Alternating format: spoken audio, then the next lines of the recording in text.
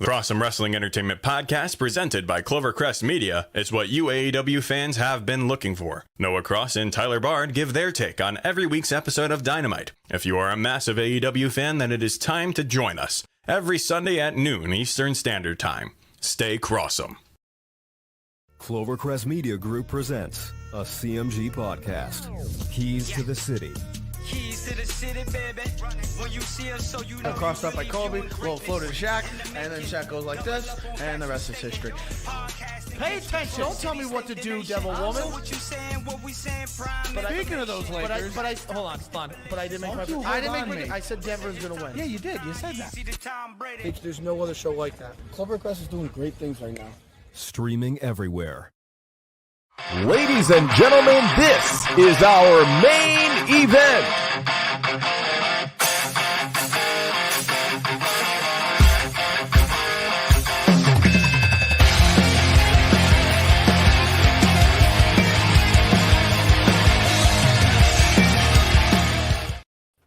Hello, ladies and gentlemen. Welcome to Throwing Jabs Podcast. I'm your host, Big J, joined as always by my man, Joe Guire and Jared Jones.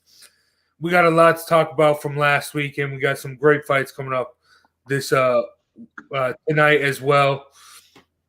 Let's start off with the disappointing news from last week as Joseph Diaz missed weight, but his fight continued against Rakhimov, and it resulted in a majority draw.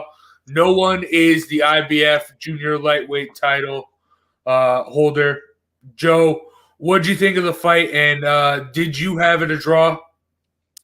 No, but look, I think he should have completely outclassed Rakhimov. And the fact he got a majority decision means, I mean, what I think was, and I've never seen this before, Jared. I don't know if you've ever seen a belt taken away in this situation before. I think it threw the guy for a loop. I think he wasn't 100% focused on what he did, and I do think his next fight should be for the title that he has literally earned.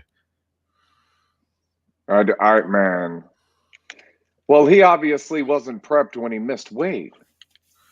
I don't see rewarding this. This is something I think should come with more punishment. You don't get rewarded after a fight like this. You came away with a close fight, like you said. He should have completely outclassed this guy. Yeah, he should have swing the glider till you rock him off, and he didn't get that done. He didn't, This kid doesn't do it for me. Diaz, he's a good fighter. I don't think he's ready for the title champion. Is he ready to be a world champion? That's something different than it was 20, 30 years ago. That just means, you're one of the top 78 guys in the division when you're a world champion. Well, then, Jared, who does he need to beat in that junior lightweight title fight to earn that champion? Ooh. Can he make junior lightweight? Yeah, that is true. That is a fair question at this point. At lightweight, he'll get beat up. Come in 5, 6, 7 pounds overweight at junior light, then he could probably beat the champ. There's amateur children at $110 that I could probably beat too, but I'm not. Listen, the weight classes are every 7 pounds. They do it on purpose. This is a dangerous game. If you can't make weight move up, I really don't want to entertain it much, to be honest with you guys. I'm not trying to answer questions with questions and be sure, but Joseph Diaz, I'm just not a fan. You got to make weight, especially if you're at the top. You're at the upper echelon. We're sitting here talking about whether or not you should get a title shot, and you can't show up on time. You can't make weight. What's the equivalent of making weight at your job? I mean, what? Yeah, exactly. That's what I'm saying. Like, what? I made it today. I get to stay and work today. I'll pay that 30% and beat the guy up because I'm bigger. And you're telling me you couldn't dominate a then relatively smaller guy altogether living weight, smaller guy on fight night, and somebody you should have dominated if all things had been equal anyways? The answer to that has to be no. Who does he fight next? A great question. You got one for that, Joe? If he can make junior, let's assume he makes weight. I think maybe Leo Santa Cruz could be a good guy for him. Let him, let him show he's ready to take on Berchelt, because you're right. I mean, this is important. That, and I look, we've seen a lot of this lately where guys are missing weight, and there's no excuse for it. And I know none of us are going to excuse it except Jace and Anthony Johnson, whose record, I don't know if you guys saw, was broken just this week.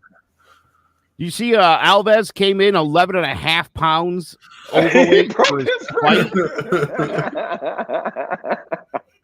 Oh, jeez, yeah. Literally broke the record. 11.5 pounds, though. Yes. Dude, I mean, you woke up, right? You woke up, you knew you had to weigh in. You got on the scale, and you were like, I'm just going to go. Let me see what happens. Yeah. Come on, dude. Did you have breakfast before you came? Did you? Santa Cruz, a good answer. But I look through this. Shakur Stevenson, Carl Frampton. Tevin Farmer's going to make weight. Oscar Valdez is going to make weight. Anybody in that top, I'm okay with for his next fight. But make weight at junior light, or move up to lightweight and get rocked by one of those guys. I think he's going to have more trouble as he gets older inherently making weight. And if he's going to struggle more and he's already missing weight, then you move up. And if he moves up, there's wolves at lightweight that this kid can't handle. Yeah. I get that. Any of those names that you rattled off, though, I don't like how Joseph Diaz matches up with them, and I think even old-ass Frampton. So Jojo Diaz literally cried at news that he was 11.5 pounds. I mean, that he was had missed the cut on this one. Cried. Again. Trying to get some water weight out? I would, yeah, my guess, dude. He probably ran into the gym as quick as he could, started crying. Like, how we doing?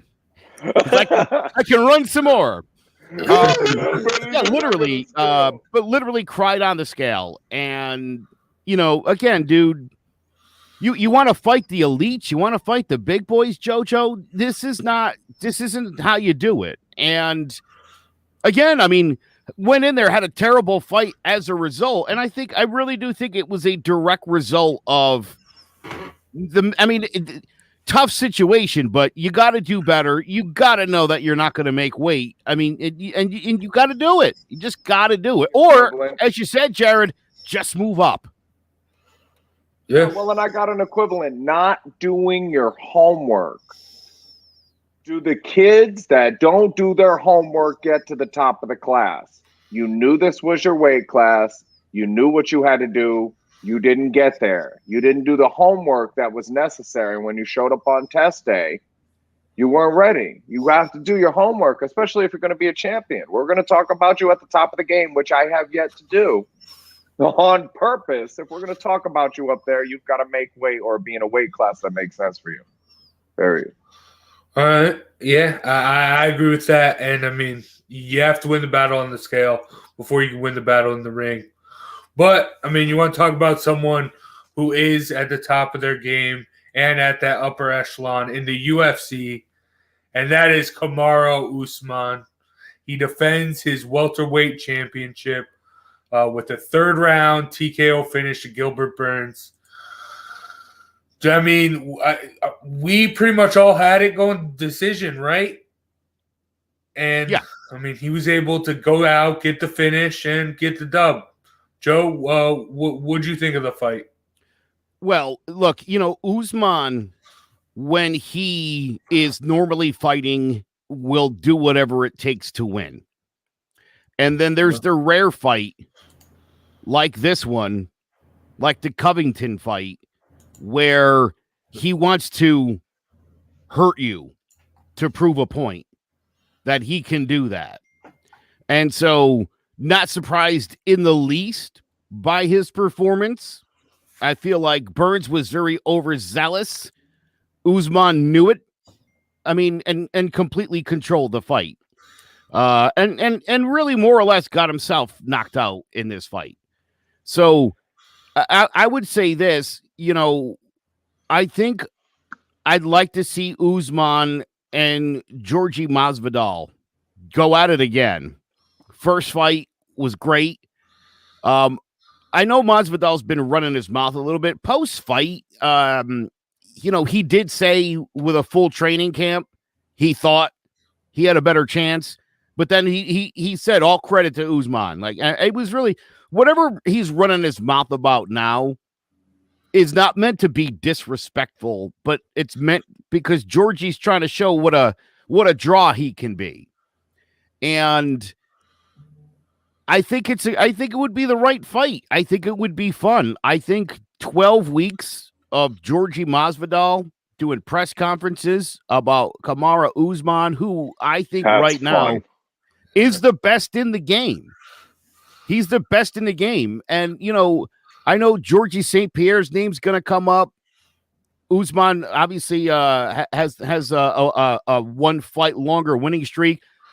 Everybody St. Pierre fought was a title defense, so a little bit of a different situation. But if you look at Kamaru Usman's resume and the last 8 fights this guy's had, it's a who's who of the division. He's been beating the crap out of everybody.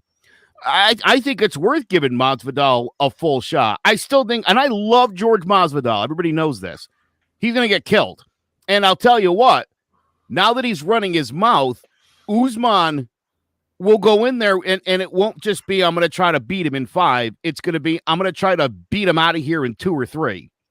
So I think it's the most interesting thing that could happen for the division. Oh, very exciting. Very exciting. I finally got one for this guy. I've been working on this, obviously, for a while, but it literally just came to me now. What do you call the Jamaican guy on Nickelodeon who works the buttons? Usman. Yeah. I think he looked touchable here. Not as dominant as I predicted. I had thought that Usman would get the finish, middle rounds, but he looked touchable here, and it's getting too commonplace. Joe said there's 2 different kinds of fights. There's the kind where he's dominant and he's careful, and then there's the other times where he wants to hurt you, and it seems like we're getting more of those want to hurt you fights. And this Judge Justin Gaethje stuff, that builds up your mileage counter rather fast. If we want to lose Kamaru Usman, have him fight Batch Correa. That should be his next fight. Because Batch Correa said something to Ronda Rousey that made her flip that switch permanently and believe that she was this big monster gangster that could just go in there and knock everybody out and she was a killer. She said something very hurtful that got her to flip that switch permanently. And Usman needs to go back to looking good tomorrow and winning today. Because if he keeps letting these tiffs get to him and going into fights, he's gonna get touched. Masvidal's the type of guy that could touch him. Yeah. Yes, this is hands down if Usman fights his fight. But if he doesn't fight his fight, you got a problem here, man. You don't want to go in and fight that fight the way you fought the last one. Because Masvidal's a gangster, man. This is one of those guys. When Burns dropped Usman, his game plan went out the window and undisciplined and sealed his own fate. And, Usman's still not getting the respect he deserves in the UFC and within that division and from the guys in the division. There's no reason for Burns to have done what he did. If you get to make the decisions for Usman, do you end up in the kind of trouble he was in? No way. No, that should have been more dominant. But here's the thing. This is a guy who he spent hundreds of hours in the ring with. And he's the better fighter, plain and simple. And so Burns went into that fight with the disadvantage of the more talented guy is Usman. My advantage is I know this guy better than anybody. That this guy, you know, I know all his best moves. I know where he's most vulnerable. And even going in with that knowledge, Usman level-headed. Sure, he got tagged a little bit, but that's what champions do. And I definitely feel like he was fighting with a sense of he wanted to make it clear for anybody who had any question whether Burns was good enough to be in the octagon with Usman, that the answer was no. And he did the same thing with Covington. And again, I suspect this another fight with Masvidal. Now that Masvidal's running his mouth, I'm telling you, I'd love to see that fight. Again, knowing that Usman, with the intent of going in there and doing some damage, and said he would finish the guy, that he will do that, but still, because he's the smartest fighter in the game right now, now that Nurmagomedov is out of the picture, this is the smartest guy. This is a guy who is willing. Game plan, though. This is a guy who's willing to. It doesn't matter, but that's how good he is. He's Joe, so take your good shoes off. Take your shoes off and slide into Jorge Masvidal's. This is exactly what you want. If I'm fighting him, I'm trying to piss him off. Come in and try to take my head off. Come in like an amateur and throw some wild punches with a little more on him, because it's the only chance I have is for you to open up and leave a gap. If you come in with a game plan that leaves no gaps, you can't lose these fights. If Burns catches you, yes, it's shocking. Yes, it's crazy. But some of those punches, there were opportunities. There were windows. There were pockets of time that guys like Floyd Mayweather and Sugar Ray Leonard were genius at closing those windows so that the pocket of time you actually have to land something, the percentage of chance you actually have to win a fight is slim to none. And he gave Burns too much of an opportunity there. And he can't keep fighting fights like that because he's going to get clipped. Jared, let me ask you this. Legit, did either one of you at any point, even with the trouble, think that there was a chance Usman was done? No. Yes. No. You did? No, I did.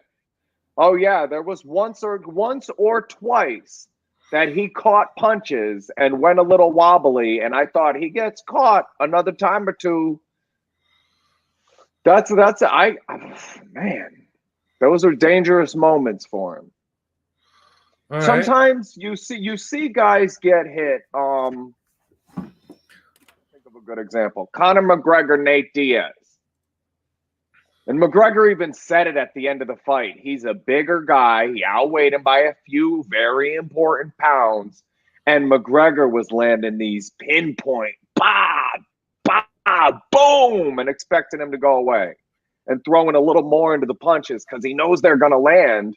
And the other guys, he's getting all his shots off. But when you look at it, this is the point now. When you looked at it on Nate Diaz, didn't look like he was doing much. It wasn't really effective. Did Covington affect Usman? Yes, it was a great fight. Was I nervous like that for Usman during the fight? No, because when Gilbert caught him, he was reacting differently than I've seen him react in other fights when other people caught him.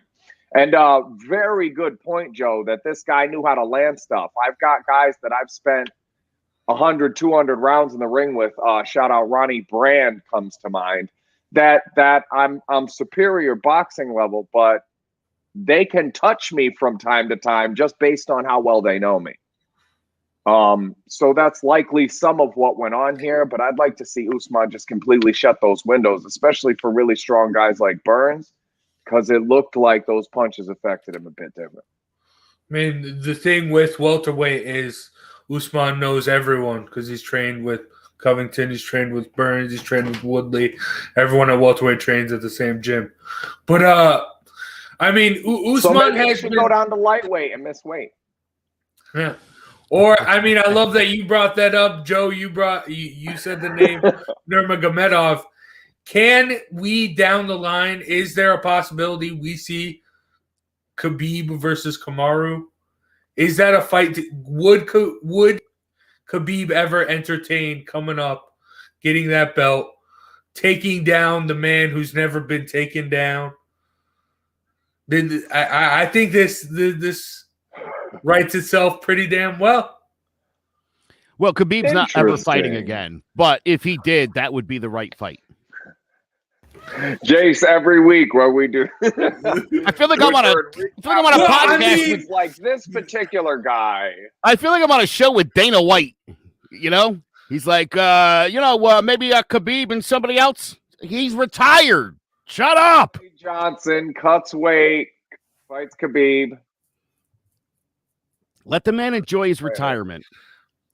I mean, you don't think this would be a good fight? You don't think that this? Did I say it wouldn't be a good fight? You don't think Khabib? What did I just say? In this?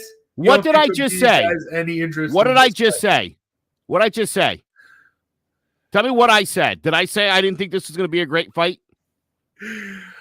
Khabib won't fight again. I said if. I've decided to back out of this debate because I enjoy watching Jace and Joe go back and forth about whether or not Khabib's coming back. But I like how I really love, I have to reiterate, how Jace manages to slip it in. He's like, so everybody saw the last Tony Ferguson fight, Khabib. Maybe next on his list. Every show he finds a way to slide our boy Khabib in there. Hey, he hasn't given up the belt yet.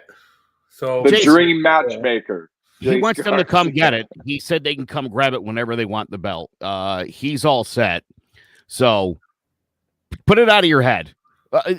Listen, the UFC is going to have to find the UFC is going to have to find the next Khabib, and maybe it's Usman, maybe it's Adesanya, maybe we don't even know the dude's name yet. Maybe he's your college wrestler guy that you talked about a few weeks ago that no one has ever heard of. But Tatiana Suarez. I'll put it to you like this: do you think Khabib Nurmagomedov watched Usman Burns and thought, I should really come back for this? No. I think he respects the game. Yes, I do. I think he saw that, and I think he respects. But you don't respect him. You don't respect his word. You don't respect his relationship with his mother, and you don't respect his religion. He told you he's done. What don't you get? He hasn't given up the belt yet. He hasn't given up the belt yet. Why does he still have the belt? Why, if I go to UFC.com right now and I look up champion, why is Khabib there? Why is no one else going for the fight? He told Dana to take it. He already told Dana to strip him. Some of these guys have jiu-jitsu belts, man, to hold his pants up. Straight up. Listen, Khabib asked for one thing.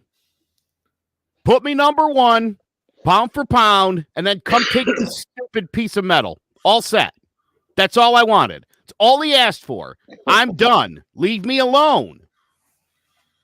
Okay. I mean, it would be a great fight. Yes. If Khabib decides to get out of bed for this stuff, Usman's the guy. Will he take Usman down? I believe he would. Yes, he would. Yeah. 100%. Yes, I believe he would. And then he'll anaconda him to death. So, well, and you have to be thinking that if you're at the house and you're watching this and you consider fighting, you're like, I'd smash either one of those dudes. Slam the window shut. You want to know what I'm talking about when I say that? Khabib. That's what I'm talking about. Slam the window shut. You're not touching me with anything. Watch Katie Taylor fight. She's going after it. She's trying to inflict damage. She's looking for knockouts, but the window is closed for you. And that's what I wanted from Usman, and that's not quite what I got. There were windows of opportunity there. All right. Okay. Slam Khabib slam, man. You just see him do whole fights where there was never an opportunity. You're right. You're right. And I mean, Joe, you brought up pound for pound. That brings us to the who you got this week. Throwing jabs, pound for pound rankings. Your top 5 pound for pound across all combat sports. Joe, why don't you lead us off? I'm excited for this. And this is another one of those where I had to get some, like, what are we talking about? And it's right. This is just our pound for pound across any combat sport. So I'm sure on Jace's list, Chuck Norris will show up. My list of five. Bruce Lee guy. Yeah, fair enough. I have Michael B. Jordan. Did you guys have Michael B. Jordan?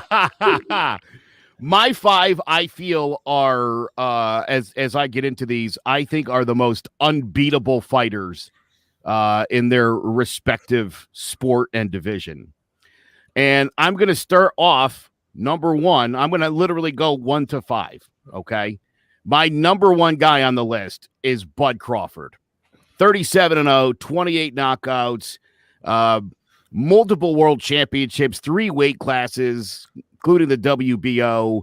I think it speaks for itself. The guy's the best boxer, and I don't think it's even close at this point. I really don't.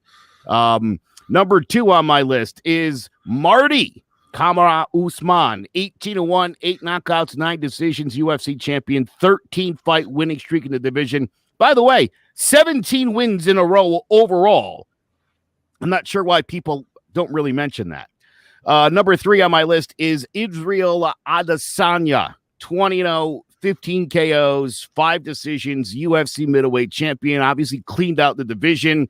We know what he was at kickboxing as well, so if you want to play a different sport, he'll kick your ass there as well.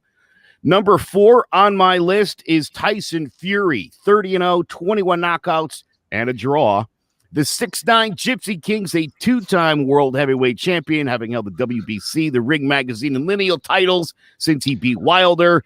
Hang on, break. I get a 30-second timeout. Joe, you did all this by yourself? I did. Yes, I told you, and I needed to make Tony proud. This is all Tony, me, baby. You should be very proud of this, man. Wow. Okay. All right. Time in. All right. The Furious One previously held the unified WBA, IBF, WBO, IBO, the Ring, and Lineal titles after he beat Vladimir Klitschko. And then number 5 on my list, and this is inspired, again, without my brother, but in honor of my brother, the greatest female on the planet, Valentina Shevchenko. 20-3, 6 knockouts, 7 submissions, 7 decisions, 2 controversial losses to Amanda Nunes. Currently the UFC's flyweight champion. By the way, 2-0 as a pro boxer, 57-2 as a kickboxer. She's also a weapons expert, has black belts in Muay Thai and Judo, and she's in Halle Berry's upcoming film, Bruised, in theaters this summer. Damn, all right. How you like that? Jace, you follow that, right? I will. I'll follow that. And thank you to my brother because, again, I had to research everything on my own this week. Tony was, but yeah, that's okay. This is where this guy's put my mindset. All right. Solid. I'm going to go reverse order from you, Joe, starting off with number 5. Because, I mean, you put Shevchenko there, but, I mean, there's only one person, one woman ahead of Shevchenko, and that's Nunes. 2 belts is greater than 1, plus the wins. I mean, they were controversial, but a win's a win. And so that's why I have Nunes at number 5. Well, then they should do it a third time. They should. Just to make sure. Time out. This is pound for pound. Yeah. One of these girls is inherently bigger than the other one. I thought, I'm going to skip ahead, but I thought Nunes can't be on this list. Because she's bigger than Shevchenko. And I believe at the same size, Shevchenko is better pound for pound. Are we going to argue that Nunes is better when they pound were for at pound the same than size, Shevchenko? when they were both at 135, Nunes won One both of them's a bigger fights. person. Nunes has 2 belts. Shevchenko only has 6 months. We can make the same weight. That doesn't make us the same size. Chase, sometimes you say things like 2 belts is better than 1 belt, and I want to throw an elbow into your about jaw. Pound for pound, when you talk about being able We're not talking to win. belt for belt, though. It's not a belt for belt thing. Well, she's got 2 belts. She's better than her by 1. Come on. You're better than that. Also, she made a pillar to post in the second fight. She's defending 2 belts at 2 different weight classes simultaneously. Yeah, because everybody else sucks. Pound for pound, she's everybody else. Nobody, listen. Nobody else. There is no other females that are in Shevchenko and Nunes's league. It is the 2 of them, and Nunes is ducking her, and you know it. And should have lost both fights, by the way. She's weight fluid and going back and forth between weights. Both fights. That is the definition of pound both for pound. Fights. Both of them. She should be 0-2 against Shevchenko, not 2-0, and Joe, you know it. What does the record book actually say, though? Who's getting the L when it in the UFC history books? It's Shevchenko. But for number 4, another person that you left off, Joe, the greatest heavyweight of all time. I know he's been out for a while. Anthony Joshua. Miocic. Yeah. I mean, this man, he's done it. He's, obviously the great trilogy with DC, the most heavyweight title defenses. And then he's got a tough one against Ngannou. The rematch there should be interesting. Then for number 3, I mean, he proved he's at that upper echelon last week. Kamaru Usman. Number 2, I got your number 1, Joe. Bud Crawford, just nice. dominant boxer, the best boxer. Good list, by the way. And number 1, he's still a champion in the UFC, so he's still on my pound for pound list. Khabib, number 1, most dominant combat sports athlete ever, really. And Jared, who's your pound for pound top 5? Jared, before you begin, I just want to pay a compliment to Jace for actually putting a list of 5 things together where 3 of them didn't suck. They made sense. That's a great 5, Jace. More than half. I'm proud of you. That was impressive. Because we have the same top 2. So you must have done a good job. Khabib, Bud Crawford, 1, 2. 3 didn't make any of your lists. 4 is Shevchenko. I think we have to differentiate male and female and each pound, and dominance in their realm, Are we gonna put Shevchenko up against dudes in her weight class? Because that's generally, I don't want to get too far into that conversation, but I want her on that list. Number 5, man, I had a lot of trouble between John Jones and Tyson Fury. For the last guy on my list, I gave it to John Jones again because it's a pound for pound list. And I feel like the biggest guys are at a disadvantage. And that number 3 that nobody else had is Katie Taylor. I just think she does what she does so well, and she's so dominant in her realm that it's tough to leave her off of this. That would be 2.5 Katie Taylors versus Tyson Fury. If there's a way to make it happen, I think I'm taking the Katie Taylors. So because it's a pound for pound list, I want her there. Honorable mentions for Nunes and that bum Canelo Alvarez, who I'm glad didn't make any of these lists, even though his resume looks like he should be on them. I respect you guys for that. Well, you know what? I'm glad you said that. And by the way, for me, it was Stipe was definitely a consideration. John Jones, obviously. I only left John off because I'll be honest, the inactivity, that's ultimately, I decided it had to be 5 people that have actually fought recently too. That was important. And I certainly would have or considered Katie Taylor for my list as well.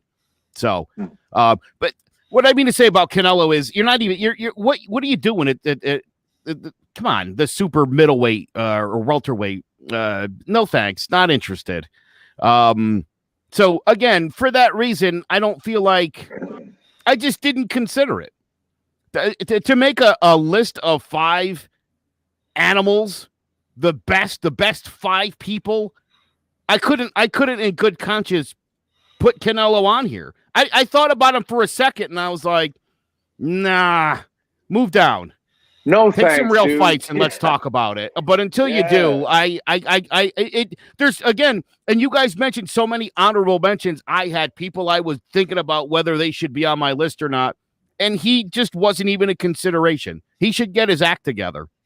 Yeah, I have to say, I'm sitting here. I was sitting with my wife the other night. We watched a show called 60 Days In, where they put just regular people in prison, and there was like the pod boss, this 270-pound dude. They called him Rocker, and nobody messed with him because he was a pod boss. And then this meth head said something slick, trying to be funny. He got all upset. He's like, go in the bag, go in the upstairs cube. The kid was like, I'm down, let's go. They both had. Now, neither one of them could fight at all. This was like the whole reason scrub scraps ended up being a thing, is because you have this political standing of toughness that doesn't really equate to toughness. So these two have their little scrap inside the cell. And I mumbled to my wife, can you imagine if they locked me in a box with those two guys? And she laughed, because I'd leave 50, 60 seconds later, the only one with my consciousness, and wrap it up. If you put us in a line, you don't see that. But the politics here of the toughest guy, when you say the baddest dude, that's what I want. That's what I want, is if we lock them in a box together and they're the same size, when you pop the door, who walks out? So when you say I don't put Canelo in that, because I don't feel that. Because I don't feel that with the route you're taking with your career here. I don't get that lock me in a box with this dude mentality from you at all. I get it from these other guys that, you're talking about Khabib watching that fight at home between Usman and Burns. You know what he's thinking?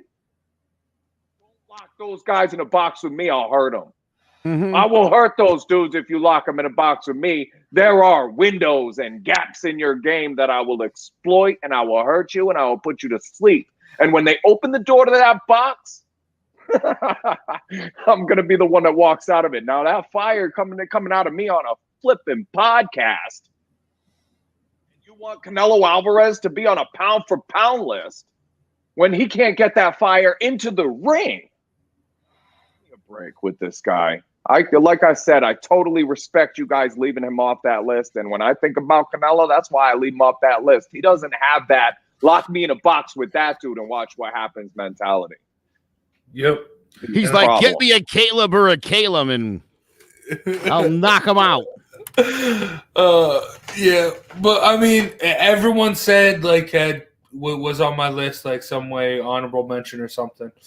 But that was fun. That was a great pound for pound list. Everyone's was great. But before we get on to preview tonight's fights, here's a quick message from Clovercrest Sports.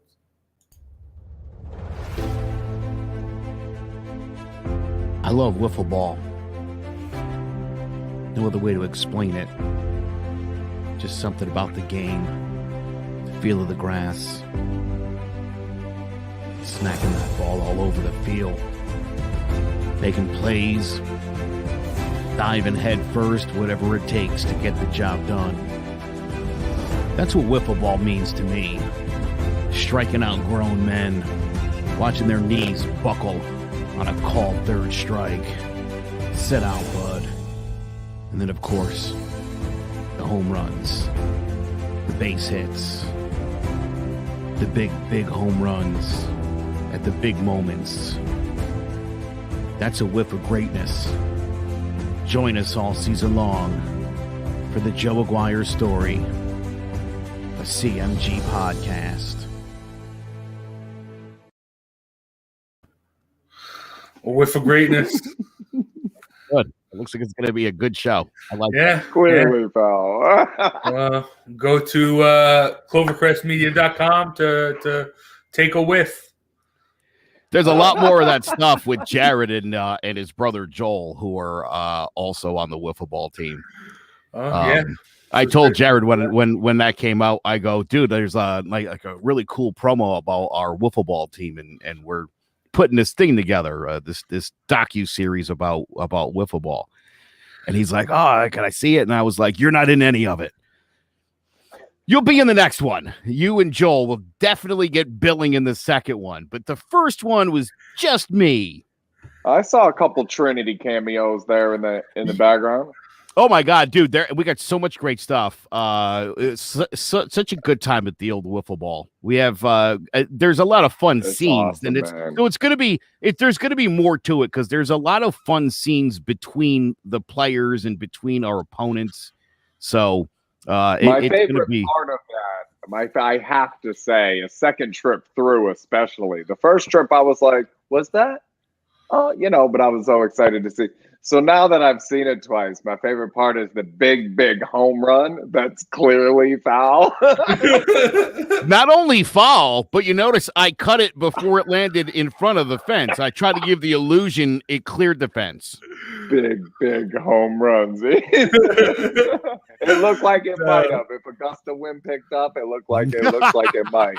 You did a good job cutting that. Hard work, camera angles. Yeah, the magic of Adobe Premiere, right? All right, but let's preview tonight's fights. Starting off with a actual junior lightweight title bout this week. Should be someone walking away with a belt this week on ESPN as Miguel Berchelt takes on defends against Oscar Valdez. Joe, break this fight down for me. All right, Berchelt's 5'7" and 71-inch reach. He's ranked as the world's best active super featherweight by the Transnational Boxing Rankings Board, the Ring, and for BoxRec. The Scorpion's got 33 knockouts, and as an amateur was a 3-time Mexican national boxing champion in the elite category. Won 16 in a row, 17 if you count the TKO of Elizar Venezuela. That was changed to a no contest because it wasn't sanctioned by the Mexican Boxing Commission. Apparently, he just went out and beat this guy up by the woodshed. Interestingly enough, Berchelt never represented his country internationally because of Oscar Valdez, who was the higher-ranked featherweight in the division. These guys never faced each other as amateurs either. Valdez is the former WBO featherweight champion. Qualified for the 2008 Olympics at the age of 17. Became the first Mexican youth world champion. 4 years later, he was in the 2012 Summer Olympics. Very aggressive fighter. Got great punching power, really good combinations. He currently boasts, get this, a 79% knockout rate. 22 KOs in the 28 fights. Berchelt has defended his belt 7 times. He's a powerful volume puncher. 84% knockout rate. And when I say volume, 30.6 punches per round. He's a smart fighter, sets up his shots. He avoids the counters. The Scorpion does have some resentment towards the Mexican Boxing Commission, who favored Valdez during their parallel amateur career. So I believe this will be a chance for him to vindicate himself. And I got him taking this in the 10th by stoppage. 30-something punches per round, but he avoids the counters. I couldn't help it. These are literally the two top guys of the division. Like this is the fight we wait for when we're talking about the Canelo Alvarez's of the world and how frustrating it is that they won't fight anybody. If you look at this list, pick 2 guys from this list. Unless you're a huge Jojo Diaz fan, even though he missed weight, watch this fight. You watch that last Jojo Diaz fight. And then you watch this fight. And you tell me what these 2 dudes would do to those 2 dudes. This is tough to call. I like Valdez. And I think you're right. Maybe late stoppage. Yeah, I'll take the late stoppage too. I got Valdez too. I think it's going to go decision though. It's going to be a tough fight. This weekend, I think for the fights is set up perfectly. This is a hardcore fans fight. If you like combat sport, you're very, very into combat sports, you're going to tune into this fight. These are two of the best at their respective weight, going at it, and it should be nice. And it should be it's any boxer's fans solid fight. It's going to be great. But then on the other hand, we got a big casual fans fight as heavyweights go at it in the UFC Fight Night main event. Curtis Blaydes versus Derrick Lewis. I mean, someone's going to go to sleep. Joe, who's it going to be? All right, listen. Blaydes, 14-2, got a no contest after a Wii test, nullified another TKO. 10 knockouts, 4 decisions, and both losses, by the way, at the fists of Francis Ngannou, including, imagine making your UFC debut against Francis Ngannou. That's what Blaydes did. 6'4", 264 pounds. He's a very accomplished wrestler, went 44-0 his senior year. Won the NJCC National Championship as a sophomore. Holds the record for most takedowns in UFC heavyweight division history. He's just one belt ahead of Jace in Brazilian Jiu-Jitsu. He is a blue belt, so don't expect to see any Brazilian Jiu-Jitsu in this fight. Blaydes has decision wins over Alexander Volkov and Mark Hunt, and he's knocked out Junior Dos Santos and Alistair Overeem. Uses an effective combination of athleticism and power, and he tends to dominate his opponents with the wrestling. He's got excellent cardio. He said he will not slug it out with the Black Beast, in case anybody was wondering. He said Black Beast has little to no wrestling skills. He's got a family to feed. He's not trying to impress the fans. He just wants to win a fight. Jared, you and I were talking about that the other day. I thought that was hilarious what he said. Meanwhile, Lewis, 6'3", 264, got to 79-inch reach, 24-7 with a no contest. Also a blue belt in Brazilian Jiu-Jitsu, but even that's hard to believe because that guy on the ground looks so helpless. 19 Well, they knockout. have 2 belts between them now. That's 2 belts. Yeah, that's not bad. I'm counting. 19 knockouts, 4 decisions, but of note, he's been knocked out 4 times, including TKOs to Junior Dos Santos and Mark Hunt. Names you might have noticed I mentioned a moment ago. Yes, sir. Now, the black belt does have the most knockouts in UFC heavyweight history. And I don't know if you guys know this, used to box under the tutelage of one George Foreman. But unfortunately, he's going to get grilled by Blaydes with clinches and takedowns. It'll go 5. I think there's a good chance Lewis doesn't get through 5 rounds. Fair? Oh, yeah. That's fair. I mean, that's if you want to bet on this fight, it stops inside the distance. Even more than Blaydes, I like inside the distance. This thing ends by the 3rd round with Lewis. Parlay those 2, though. Absolutely exhausted by Blaydes. Blaydes is just going to keep taking him down. It's not good. This isn't going to be a fun fight to watch. The only thing that would make this fun is if Lewis slips Blaydes and knocks him in the next week. I don't think it's going to happen. I just think Blaydes is too good. But again, there's hope. No. Well, and if you try to beat him up, you open that window. Try to hurt him like we're talking about with these other guys. You'll open that window just a little bit more. I tell you, do just like Blaydes is saying he's going to do. Slam that window shut. Give him 0 opportunities. Take him down. Beat him up. Wait for him to go away. He will.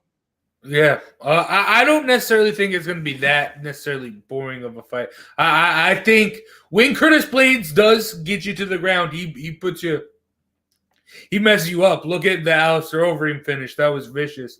So, and Derrick Lewis, his ground and pound is fairly underrated. So, if he can scramble while during a takedown of Blaydes and get on top, I think Lewis has the power and the ability to finish it. But I just don't see it happening. Blaydes is going to dominate this. I've seen Lewis lift people off of him and throw them off. While I just, to me, I think Blaydes' ground ability will be something that even the power of the Black Beast. I think this is a really bad fight for Lewis, especially knowing that Blaydes is like, I'm not throwing hands, so good luck. It's going to make it really hard for Lewis to do what he does, which is, drop haymakers and eventually connect on one. I just don't think he's going to get enough opportunity. Again, if Blaydes leaves himself open and gets a little sloppy somewhere in there, but I just don't see it.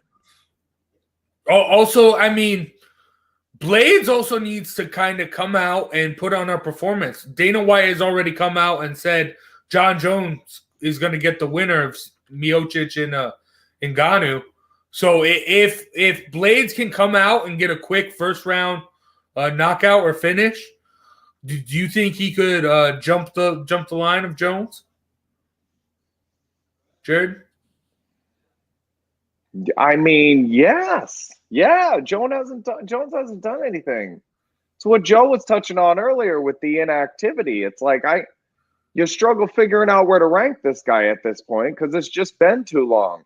I used to have, when I ranked guys for scrub scraps and girls, activity was part of the ranking process because it rewarded active people for showing up and fighting. There were people that were 2-0 that never showed up that I know would beat most of the people that have been there 5 or 6 times, but they're totally inactive. You come once and win one fight and look really good, and you get your ranking all the way. I mean, there's got to be some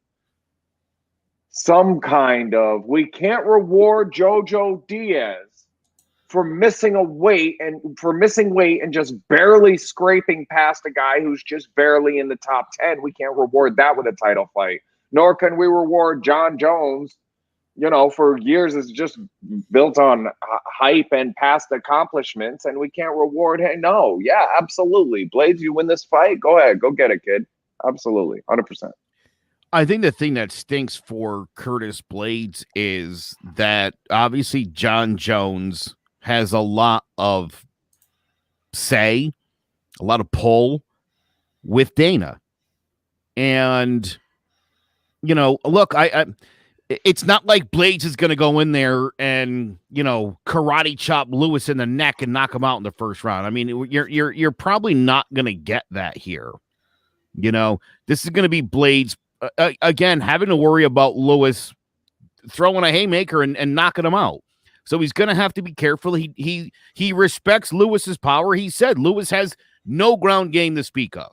Nothing that needs to be respected. But nonetheless, that's where he's going to take this, and he's got to. He just wants to win because the idea that he stays in the back seat because of Jon Jones means to me, it doesn't matter what Blaydes does. I think if what Blaydes can he do? Yes. If again, short of Blaydes knocking Lewis out in spectacular fashion in the first round, he's just got to win this fight so that after Stipe and Ngannou fight, and then Jones gets the winner, that he's still in good shape to get that first title defense. Because and then if he wins that, Khabib will probably come back and fight him. Definitely. Right, Jace? There's always the hope we can get Khabib back. So that's cool. That'll be enticing. I mean, you wouldn't have to go wait, right? Part of the draw. All right, but that'll do it for the fights this weekend. I mean, that's a lot. Hope you guys, everyone watching, enjoys it. But we're going to end the show like we always do. And Jared, hit us with that flurry, my man. A little bit of an unconventional flurry. But I'm going to play the audio I put together for our intro for throwing jabs. I kept hearing that Keys to the City intro, and that stuff's hot. Shout out to Trevor Teddy, Keys to the City. And so I kept hearing that, and I'm like, we got to do one of those for us. So I picked a beat off the internet. I wrote a couple of bars for the show, and it's just me. I mean, we'll have to put it together, the audio, and put some video behind it. So it's just me singing it and the beat playing in the background. But go ahead and run that tape, Jace.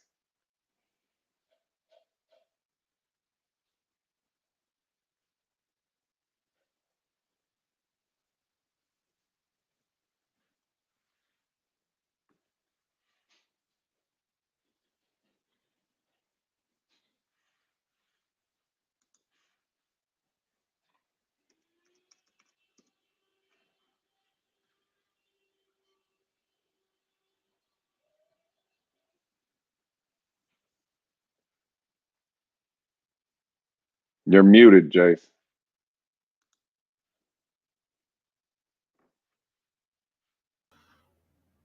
All right, hold on. It was muted. You couldn't hear it. Yeah. Couldn't hear it. Okay, hold on. Are you gonna have to free flow this now?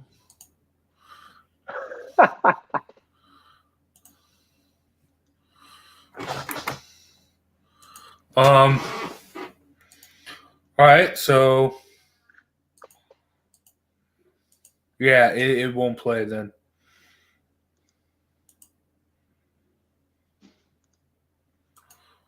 I'm sorry. Yeah. What? All right, here.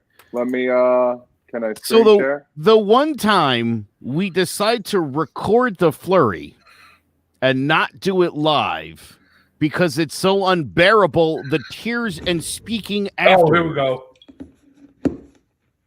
You hear just it? enough time. Perfect. Ladies and gentlemen, introducing the undisputed, undefeated podcasting champions of the world, Clovercrest Media Group. The throwing jabs phenomenon, covering all sides of the spectrum, from the 4 in the square circle to the 8 inside the octagon. We're locking on and locking in, so punch in, cancel your plans, sit, tune in again and again. Every Saturday morning to 10, from crosses with no worship and hooks with no verses, combinations with no locks. When you feel the flurry, it's curtains, from scrub scraps to fight stats. Relax if you want the facts, because the best combat podcast is throwing jabs. Dude, come on. That's awesome. Great. Oh, let's go. All right, I'm excited. So put that. I wrote that one line. I had to stop and ask my family if it was like too hard to understand. Crosses with no worship and hooks with no verses, combinations with no locks. That's awesome. Oh, I like that. Dude, you're so. Here's something I think people should know about Jared is that he's a rapper, first of all. And he's probably one of the most quick-witted people I've ever known in my life. And, I mean, he does it all throughout the show where he makes the quick little one-liner, especially with names. But Jared, as my student once in broadcasting school, in any class I gave, about, I don't know, 60% of the things I said ended with a Jared one-liner at the end of it. And I knew right away that this guy had to be in my life. Yeah, that means a lot coming from you, Joe. Because yeah, you're pretty. That's funny. Let me just take a minute here. I've always had this idea for a game show, and it occurred to me this morning before I got on. Oh, Joe would be perfect for this game show. It's called Versatility. You get a list of sports and activities. I wonder if Bud Crawford could beat me at chess. I wonder if I could swim better than poker players, or shoot pool better than ping pong players, or like, so you select out of these 100 activities, we each pick 10, and then we eliminate 3 or 4 of the others or whatever, and have wild cards and end up with these 7, 9, 11 activities that we do against each other and show highlights of it. And it's a game show called Versatility. I love it. Will wiffle ball be included? Absolutely. There you go. 3 innings of wiffle ball if it gets selected as one of the activities when we're doing absolutely. You got that 3-inning wiffle ball set, and that's a chance for you to get a point or the other person. Game show called Versatility. I'm the heel, because if you have enough activities, the guys who can beat me in a fight can't beat me at chess, occurred to me one day. And vice versa. There's guys, the guys that are good at chess beat me.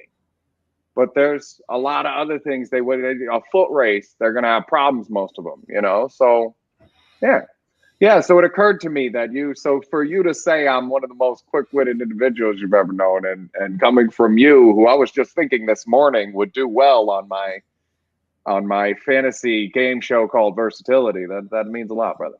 I once beat a world-class sprinter in a wings eating contest. Yes. You exactly. Probably wouldn't have seen that coming. That is a world-class athlete. Look at me. Yeah, beat him. You beat him. It wasn't even close. Example of why Yeah. it's funny. Yeah. Wipe the floor with him. Yeah. For Literally. our wiffle ball game, when we enter the singing part of the competition, you know, who knows what this is just a lot of opportunity for humor and competitive banter and stuff. Yeah, it'd be a good show. We should pick that up one day. Yeah. Well, I wish you hadn't said it on the air. Now someone's going to steal it. We got to get that copyright. Yeah, I mean, we should. Yeah, stay tuned. ClovercrestMedia.com. One of the 30 different podcasts and more on the works. Thank you guys for watching. Thank you, Joe and Jared, for joining me. And speaking of new podcasts coming, before we head out, make sure you check out this podcast right here. Red Sox fans have longed to hear it. The Boston Red Sox are world champions. Can you believe it? It hasn't happened at Fenway Park for 95 years. Fires. Swing and a miss. Strike three. It's over. The Red Sox have won the world championship. Tune in to the newest show presented by Clovercrest Media. It's Obie's Backstop Podcast. Catch it twice a week, every Red Sox series finale on your favorite podcast platform. Ladies and gentlemen, this is our main event.